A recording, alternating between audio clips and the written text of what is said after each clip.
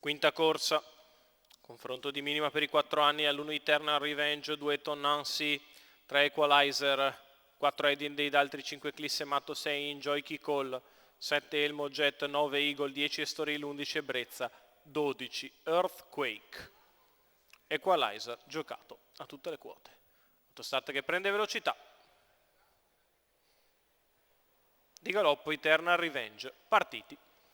Dall'esterno Enjoy Key Call prova ad andare al comando. Al suo interno Edin Dei d'altri, ha sbagliato anche Earthquake. Insiste Enjoy Key Call che trova al suo interno Edin Dei d'altri che lo regge. Poi ancora Eton Nancy che precede Ebrezza. Quindi Equalizer che si mette sulle gambe. Prova ad andare via tutta Carmine Piscoglio con Edin Dei d'altri che guadagna molto margine ad Enjoy Key Call, poi Eton Nancy con accanto Equalizer che risale.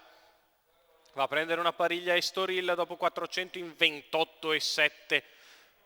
Misura siderale quella di Edin Dei d'altri che ha guadagnato 40 metri ai rivali ma sbaglia. E così Enjoy Key Call si ritrova davanti con Equalizer che lo attacca. 600 Numero metri 4 Edin Dei d'altri, in 45 per questi due. Equalizer che passa nei confronti di Enjoy Key Call davanti alle tribune. 59,4 per i primi 800 di corsa. Equalizer in vantaggio nei confronti di Enjoy Key Call. Poi Eton Nancy, ancora Ebrezza, galoppa Estoril.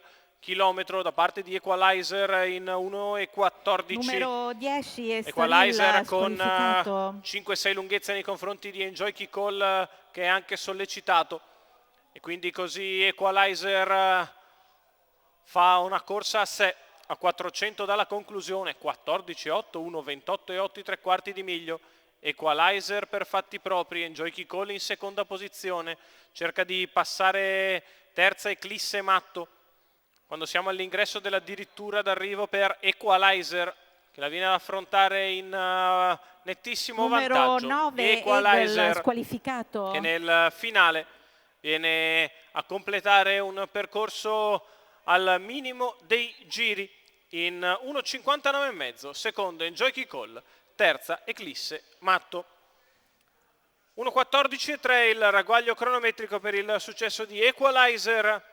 Roberto Vecchione per il Team Elert, i colori della scuderia Michales, la vittoria del figlio di Varenne e Tiffany Barr che si impone nettamente.